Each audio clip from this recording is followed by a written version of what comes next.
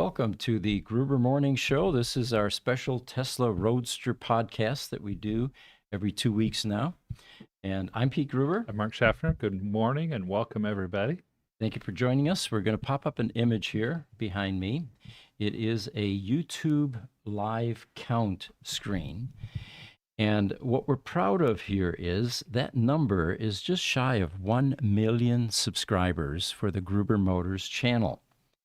Now, it's an impressive number. If you're familiar with any YouTube, influencers, but it took us 4 years to get here, and it was an enormous amount of hard work. Mm-hmm. It was a steady dedication to creating videos, creating tutorials, doing podcasts, going live when there were newsworthy events. When we would go to trade shows or EV events, we would even go live there. And what this represents is the number of subscribers currently, and we're going to cross over to 1 million within the next 24 to 48 hours. What we're hoping is that we'll be able to catch it during the 7 to 5 working hours so that we can go live and actually have an online celebration. We plan to have some of the alumni here that helped us get here. Some of them are no longer with us from 4 years ago, and have basically a party as we cross over. We spoke earlier about the fact that we can't include cigars and alcohol. It'd be nice to have some champagne, but we can have the non-alcoholic version of that, the Martinellis, I suppose. So this number, though, and we want to be very clear about this, this is because of you, of our audience, our faithful, the subscribers out there, the people that see value in what we're doing. And as Mark can attest, it's an enormous amount of work. It's a lot of dedication. It's a lot of overhead, but we enjoy it. We feel we're providing a good service to the communities that we service. And that's part of what this Tesla Roadster podcast is about, is to keep the community united, share pertinent information about the issues that we see at Gruber Motor Company as the Tesla Roadsters age, and share those with the community, which is part of what we're going to do today in this podcast. Absolutely. It's all about providing value in the video format and online format. And sometimes it's fun, like the guy laying across the front of the parking spot, right? To block it so nobody else could take the charging spot for his dead Tesla. Right. That's one of our most popular videos. And it was the least rehearsed, absolutely unscripted, one of the lowest quality videos we had, but I think it reached into the millions. So you just never know with social media. Every so often you get something like that hits like lightning. And right. I remember opening up my MSN news feed and seeing that video on the news feed. And I thought, right. Wow, this is something else. So we've got an Instagram comment coming in. Richie B. Kid says, what you guys do is very cool. Congratulations on the subscribers. All the best in the coming days until 1 million. Thank you very much, Richie. So one of the things that we wanted to lead with was we have an invitation to a very exclusive event here in Arizona. This is the Arizona Concourse de Elegance, which is what the thumbnail is about. And every year, this group, comparable to Pebble Beach, for example, in California, invites the cream of the crop of cars to participate in a judging. And there are judges that come from all over the world, mostly US, Canada, and Europe. And it's a celebration of the art of automobiles. And you'll see some exquisite cars there from the finest collections in the world. Hey, Pete. Yes. Sorry to interrupt real quick. We have a guest in the chat. We're going to put his chat messages up there. Okay. Rich Rebuilds is with us. Rich, thank you for joining us. We're very honored. He says, congrats, guys, on nearing the 1 million mark. Fingers crossed that you guys are awake when the 1 million hits. We're keeping our fingers crossed, Rich. Thanks for joining us today. Yes. So the Concourse de Elegance, some friends of mine that have been in the car world for decades here in Arizona knew about what we're doing at Gruber Motor Company, and they realized that the art of automotive is moving into electric vehicles. And wouldn't it be great if this year they paid some tribute to this emerging new type of vehicle? So they asked, do you guys have any early, EVs that would be noteworthy at this event? I said, absolutely. We happen to have two very early Tesla Roadster vehicles here. One of them is Founders Roadster number 3. The second one is Founders Model S number 3. And this particular client of Tesla was one of the early, supporters. And those are the people that were typically eligible for these rare Founders cars. The Tesla Founders Series cars are very special. They're limited edition versions of the Tesla vehicles, typically reserved for either early investors, family, company insiders, or customers who placed early reservations. And without giving away the actual owner of these vehicles, which will become apparent, I think, at the Concourse de Elegance in January, trust me, he is definitely very influential in not only car circles, but in the relationship with Tesla. These cars often feature unique badging, exclusive features, and are among the first production units delivered. The Founders Series serves as a way for Tesla to honor and recognize the contributions of its early supporters. So we are going to be taking both of those vehicles, and by the way, they're near the same color. The Roadster is what's called a radiant red, which is kind of a maroon red. Right. And then the signature Model S's were also a maroon type red. So they're very close in color. Low mileage examples, of course, pristine, with enormous amounts of provenance, including some defects and flaws. On the Tesla Roadster, for example, you can see the carbon fiber weave coming through on the hood vanes. We told the customer, just leave it. It's part of the provenance. That was back when Tesla was unable to resolve issues like this. On the Model S, Founders number 3, panel gaps, which was a complaint that continued for some time after the cars were released. And I had employee number 197 here, and I asked him, we were standing by the car, by the Model S, and I said, you were there during the day. What are these panel gaps all about? He said, well, I know exactly what happened. We hired somebody from the ice world used to stamping steel panels. These are aluminum panels. Aluminum relaxes after you stamp it, and they didn't take that into consideration. So that's why you have panel gaps on some of the early Model S's. So it's going to be provenance like that that will be discussed and visible at this event. If you're in Arizona during the auction days, which is going to be January, February of next year, make sure you attend this event. It'll be at the Scottsdale Art Concourse, I believe they call it. And it used to be at the Biltmore, but they needed more room, so they've now moved it to the... Now, this is separate from the Concourse of the Hills, right? This is a separate event? Yes, Concourse of the Hills is a bit larger in Fountain Hills. This is for the exquisite collector cars. Gotcha. And the Scottsdale Center for the Arts, right? Scottsdale Center for the Arts. Thank you, yes. And by the way, it's quite an honor to be invited or to have a car invited to this type of event. So this is the first for Tesla.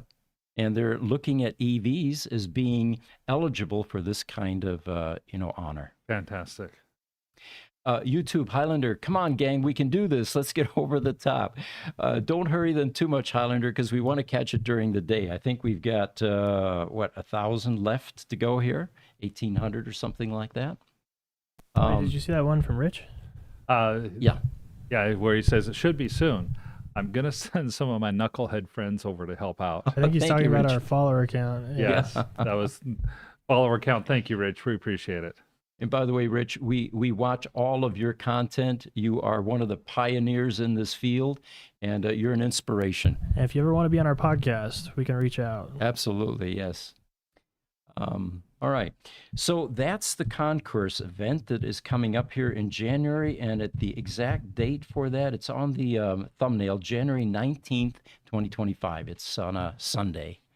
And I realized that an event like this, a T-shirt probably isn't going to cut it, so I'm going to have to see if I have any church clothes left. Yes. All right. So moving along here, we've got some other Roadster topics. I have in my hand here a Tesla Roadster power electronics module motor block. This is the part that has 3 phases coming out of it that go to the drivetrain or to the electric motor. The original part was stamped or was molded from ABS plastic. Now, 16 years later, ABS plastic doesn't survive well.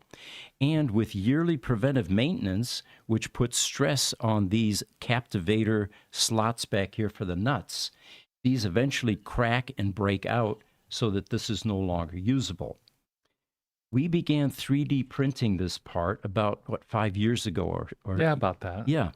And the original version, we decided to go with the new emerging standard, which is orange, means high voltage. And we also made a change to it in that we took the stress off the plastic, or in this case, the 3D printed type material, and embedded PEM nuts into the copper bus bars behind inside the PEM to absorb all the stress. Well, we have an engineer in our lab that has been working on developing a next generation. It's black again. And this time it is a nylon composite, which is much stronger than not just the ABS, but the first generation 3D print version that we did in orange. So I'm pointing all this out because I want everybody to be aware that to keep Roadsters on the road really requires continued innovation. And we typically take off where Tesla stopped. Mm-hmm. So these will now be going into all of the PEMs that we service. There's also a second part that goes with this, which is the DC input block, which is also black ABS plastic. And again, during the annual preventive maintenance that is done on the Roadsters every year, these parts really get stressed and end up breaking and cracking. All right, one of the things that we cover in these podcasts is feedback from customers. And we have one in-house right now, a Roadster that has an immersion fault that was not able to be cleared. Mm-hmm. What this is all about, and I'm going to bring up an image here, is inside the ESS battery pack, there is a strip, and it's called an immersion strip. And I'm going to put my mouse right in the area where it's at. It's this little green thing right here. And that little strip runs the entire length of the bottom of the main 1,000-pound battery pack. Its function in life is to detect moisture.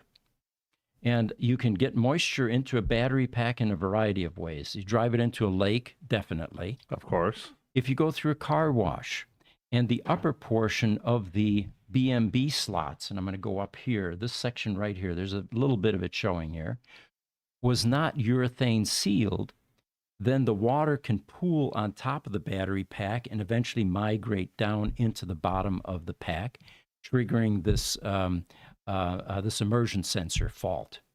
And by the way, when the immersion sensor senses fluid, liquid, any sort of conductivity, it opens what's called the HVIL loop, which is the high voltage interlock loop, which shuts down all of the high voltage and basically disables the car. Okay. So this particular car that we have actually needed to come to the service center because our normal suggestion, if you're getting a immersion sensor fault, some water migrated in there, what you can do is remove the BMB cover on top. It's like a piece of like angle aluminum, and you have little slots there. And if you put a hair dryer into one of those slots and pump warm air down in the cavity overnight, it usually dries up the moisture sufficiently to where the car runs again. In this particular case, that didn't happen. They took a resistance reading and they found that instead of the 1 or 2 mega ohms resistance we were expecting on the loop, it was down around a 10K region of resistance. So it's going to need to be removed and cleaned and all of the contaminants removed from the strip. Sure. So that's what's going on with the, and the air that you end up getting, let me put that up on the screen here so you can see what you're looking for if your car manifests this error. Go up. Was it up? Right to Oh, the right. okay, There right you there. go. Okay, there we go. Battery safety management, immersion fault. Uh, yeah, let's do that. Ah, okay. Thank you, Jesse. So that's the error that you're going to get if you have an immersion fault. Guys, see, I learned that trick the last time. There you go. All right, moving right along here with Tesla Roadster issues. Tesla Tempe, Arizona. We're keeping them very busy with ESS pack replacements. There's one there every week, it seems, and it is working out quite well. What typically happens is if the cars are shipped to us and we attempt a battery recovery, in the majority of cases, we're able to successfully put the car back on the road, which is not an activity that the service centers can do because they can't go inside the battery Right. at the service center level. So these cars typically come to us. If we can't put it back on the road for a number of reasons, it was brick too long, there are too many sheets that are defective, it isn't just one resistive cell, it isn't just one brick, it isn't just one sheet, then it's no longer cost effective for us to continue a repair. At that point in time, the ESS pack replacement makes more sense. The cost in the United States for an ESS pack replacement for a Tesla Roadster is $40,000 plus tax. So it depends what state you're in. You could be in $43,000 to $45,000 by the time you're done. But the great news is Tesla continues to crank out replacement batteries. We're Right. no longer waiting 6 months to 2 years for a replacement pack. So Tesla definitely has stepped up their game, and it shows. Okay, we've got a few comments here, and I'll go to the next topic while you read those. First is YouTube Highlander says, Pete, is there any information on the new Roadster or any insight that you've heard recently? All I've heard is that the car may fly, and we're in the dark just like you guys are. We don't have an inside track on the goings on at that level, at least. No, I've been trying to keep up on what's going on with version 2 of the Tesla Roadster, and it's been noticeably silent for probably about 3 months now. Uh-huh. Also on YouTube, Highlander said he tells us I'm going to jump over to X and see if I can bring some folks in. So thank you, Highlander. Appreciate that. And then finally on Instagram, Empty Life Dude says hi. Hi, well, welcome. Thanks for joining us. I've got the subscriber count image back up. Let's see where we're at now. There we go. And it just jumped about 8 or 10 or so, and then it sits there for a while, and then it suddenly jumps again. It jumps must be again. the algorithm is. I don't know if I should have showed you this screen. I think you're going to be addicted. Yeah, it is. It's a cool screen. Thank you, Jesse. Okay, so we've got another image to pop up here, and this is a charge port. This is called the Type 1 charge port in the Tesla world. It is the proprietary Tesla Roadster charge port, both plug and socket. And this is the socket version on the car. And what I wanted to share with you here was the maintenance that you can do with your charge port. We get a lot of Roadsters in that have either completely dry, and it's difficult to screw on that connector. It's about a quarter turn. Or they've got too much grease on them, and you don't want to get grease on those current carrying conductors. Those are the two little white ones, and I'll move my mouse there. There we go.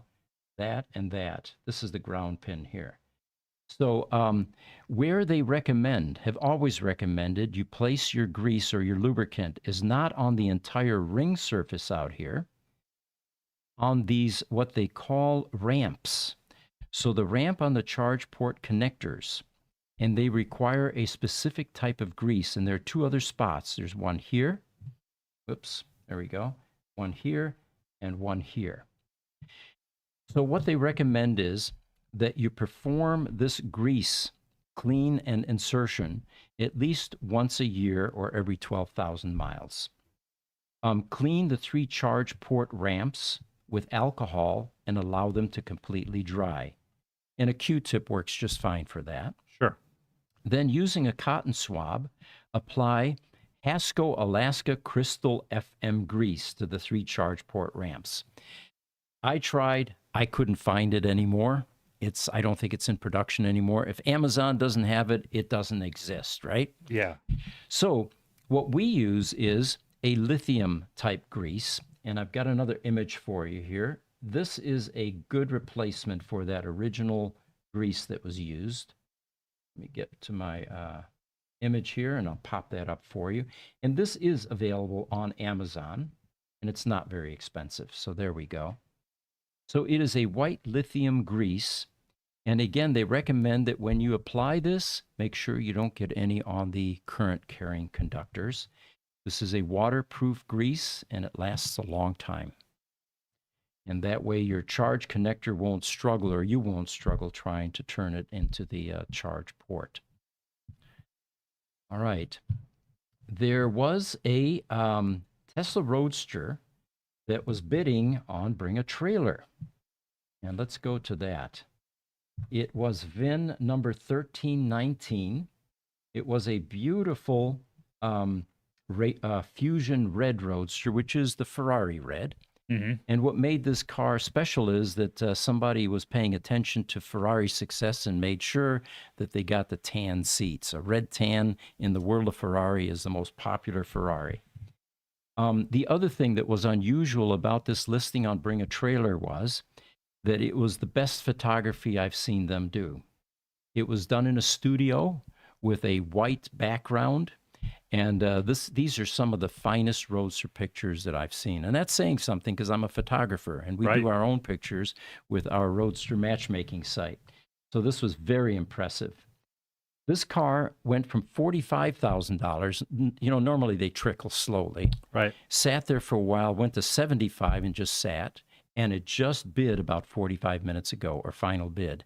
And it got up to $80,500. It turns out that reading the notes here, and let's do that. It was, there we go. The handle that he has on BringATrailer is Ecotish.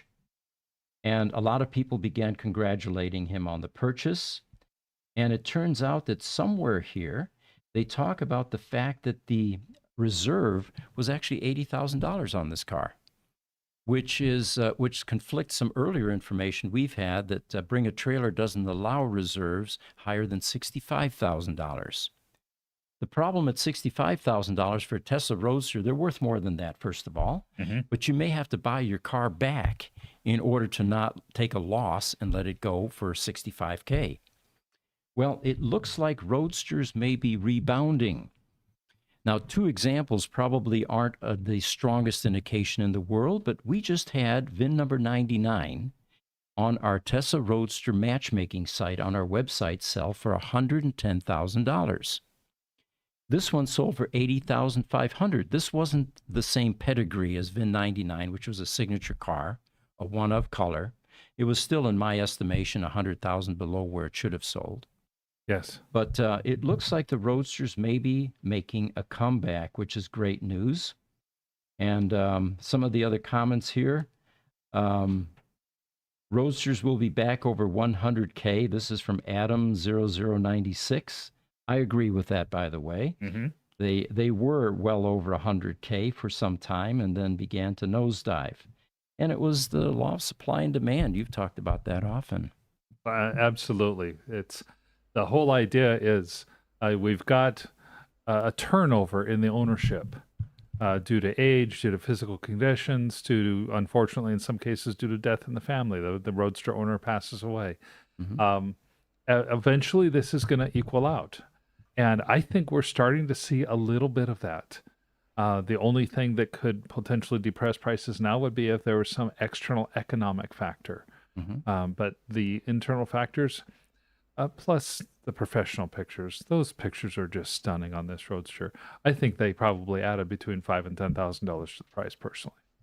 Another strong argument for getting professional photography involved when you're selling a car. Yes, it's all about presentation. The world of real estate understands that clearly. Someone here had mentioned on Facebook, BringATrailer seems to be the only place people sell their Roadsters. Well, that's not necessarily true. Our Roadster matchmaking site is another great place to sell your Roadster. And the difference between the auctions and our matchmaking site is there's no time limit. Right. The car will sit there until it sells, and you can adjust the price at any point in time. But the best part about our Roadster matchmaking site is we're the Tinder of the automotive sales world in that we unite buyers with sellers. And we let them handle all of the communication, transactions, the deal making, and all of that. Sometimes we don't even know what they sell for. Yes, Jesse? The best part is that it's free. Oh, there you go. Yes, that's the part that most people, and they always ask, well, okay, now when are you going to collect your commission? Yeah.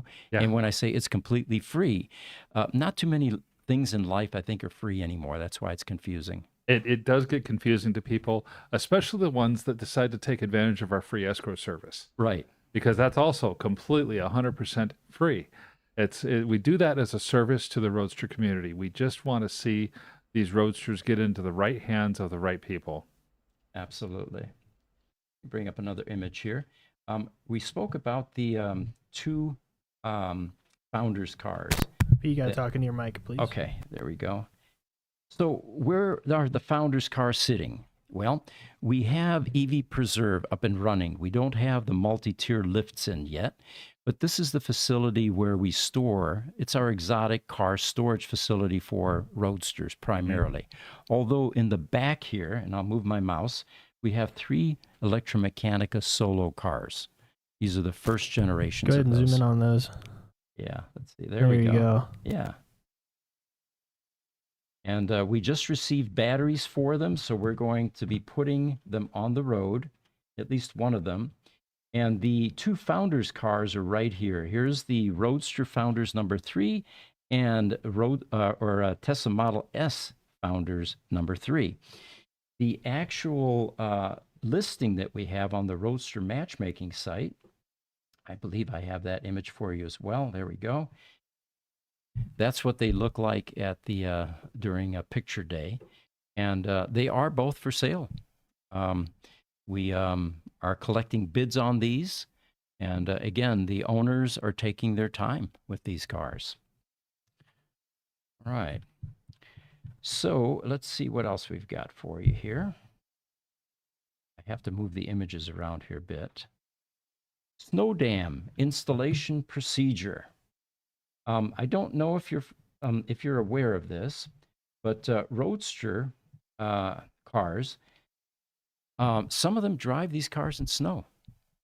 And when they do, the snow tends to accumulate underneath where the PEM cooling fans are. Okay. And it can actually clog up the fan. They're squirrel cage fans. It's not a great design. It's somewhat exposed to the elements. It is on top of a skid plate, basically. Mm-hmm. But snow does migrate in there. And when it does, then your cooling is affected. Well, for a brief time, Tesla in 2011 actually released a snow dam. And there's the 1.5 version. Bring that over here so you can see what that looks like. And then there's a 2.5 version. And this is a shroud that basically mounts around the PEM cooling system in the Roadster to prevent the snow buildup.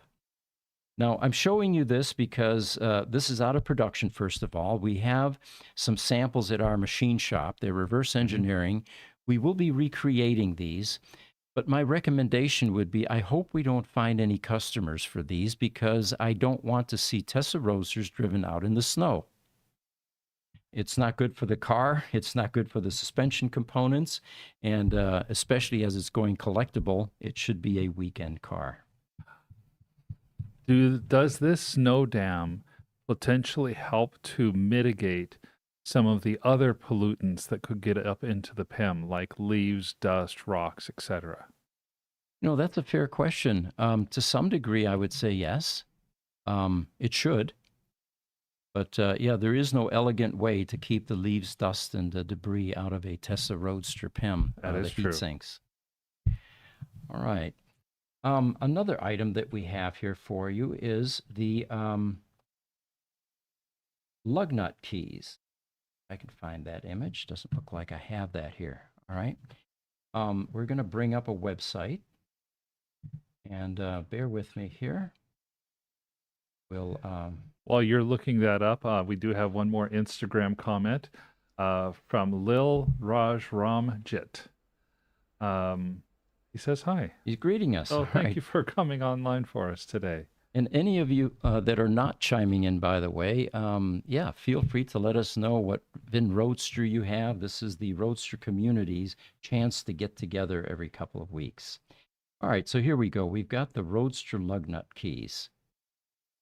The original Lotus has a locking lug nut on each of the wheels. There are 5, lug nuts and 1 locking on each one. Mm-hmm. It was a great idea initially because the concern was, well, people may steal the wheels. Sure. In the 10 years we've been in the Roadster business, I cannot give you one example of any Tesla Roadster owner ever having lost their wheels to theft. First of all, they don't fit anything. I think Right. there's some obscure Dodge car, grocery getter, that this wheel might fit onto. And those people probably don't steal wheels. Yeah. So the what has happened as the years go by, every time you take your Roadster to the tire shop, they have to go in your trunk, hopefully it's there, and get the key to unlock it. And they tend to use impact wrenches, which is a big no-no because look at the amount of metal that you have on these little keys. Let's see if I can get you a better picture of it here by increasing the... No, I can't do it on this. This is a web image. So what happens is when they break, you're in a world of hurt. You can't go to Lotus. You can't go to Tesla. You can't buy these things anymore. You should be able to right-click on the image and open it in a new tab. New tab. All right. Open a new tab. Thank you for having our software people here. There it is. There we go. All right. Those little patterns there are what gets destroyed with an impact wrench. Or they lose them. They don't put it back in the pouch. And of course, you as an owner don't know that until your next flat tire on the freeway when you're off the side of the road and suddenly you realize you can't do anything. Well, you couldn't anyway because you don't have a spare tire. But Right. by the time it gets to the tire shop, where's that key? And removing these without the key is a daunting process. You could carbide drill them out and use a tap out, but it can damage the wheel. So the reason I'm showing you all of this is we have a library of these keys, and they are available free of charge to the community. So if you're in one of those binds where either yours broke while they were trying to use it or it's non-existent, just send us a picture of the pattern of your key, and we will send you one from the library free of charge. All we ask is that you return it. And as you can see, we have 25 of them here. There were originally 20, so we have some duplicates. So this is a service that's available to you. On the back of the key, if you have it and it's broken, will be a letter. And here we go. We've got another image here that I can show you, I think. No, it doesn't show that. Okay, so never mind. Oh, there it is. All right. If you can see that, I'm going to get rid of this image here. Just open a new tab like you did with the other one. Yeah, let's Top. do that. There you go. Okay. And you can see there's a letter there. And that letter corresponds to the key that you have. Let us know what that is, or just send us a picture of the pattern. And again, completely free of charge, we will send you your key that you need to take the wheel off. Then we have a recommendation on our shop page. We'll sell you a full set of lug nuts, nicely flashed and chromed, for around $40, I think it is. Mm-hmm. Get rid of that key forever, and you'll never have this problem again. And that's also on our website under the shop section. All right, we're coming to the half-hour mark here. Question posed, why did SpaceX put "Don't Panic" on the Tesla Roadster dashboard that they send out into space? Great question. The answer to that is that when they put the car on this Falcon Heavy rocket in 2018, They placed the Roadster on there because no one would give them a $30 million satellite to test the feasibility of this thing going in space. So Elon decided, you know what, I need ballast. Instead of cinder blocks and anvils, I've got an extra car. He had 2 of them. Right. So he sent Vin 587, I think it was. Correct me here if I'm wrong, guys. You're Roadster guys. Out into space. And he decided, since he's a fan of Douglas Adams' The Hitchhiker's Guide to the Galaxy, to display Don't Panic on the screen. Well, there are a couple other reasons behind that, and one of them is cultural reference. The Don't Panic is printed also on the cover of this fictional guidebook that helps space travelers navigate the universe. The phrase is meant to provide comfort and a sense of calm in a chaotic, unknown situation like this election year. Oh, did I just add that? Much like the uncertainty of space itself. Also, another reason is SpaceX's playful spirit. They say Elon is known for his sense of humor and love for sci-fi culture. So this was a fitting thing to put on the Roadster. The phrase inspires calm in the face of challenges, and it aligns with the idea of staying calm, focused, and optimistic in the face of new and seemingly impossible frontiers. By the way, for those of you that have had your Roadsters here at Gruber Motor Company, we have a packet that goes out with every car, which includes the warranty statements and a thank you card. And we also include in there a decal, a Don't Panic decal. So if you choose to put that on your car or somewhere else in your garage, that will be available once your car leaves here. One final thing I wanted to cover with you guys is we have an event that is taking place in Austin, Texas. And there we go. It is a road rally meetup in Austin, Texas, November 2nd for Roadsters at 11 a.m. from the Cedar Park Tesla Supercharger Station to Lake LBJ. And a David Saita, S-A-I-T-T-A, says, private message me for additional details. David is on the Tesla Roadster Owners Group website and the Tesla Roadster Owners Club website on Facebook. So those would be the ways that you can direct message him for additional details. These things tend to be fun, especially if you have a number of Roadster owners show up. And this poster, by the way, he says, I had way too much fun with ChatGPT on this flyer. All right, well, that wraps up another Tesla Roadster podcast. Again, thank you for joining us. I'm Pete Gruber. I'm Mark Schaffner. Have a wonderful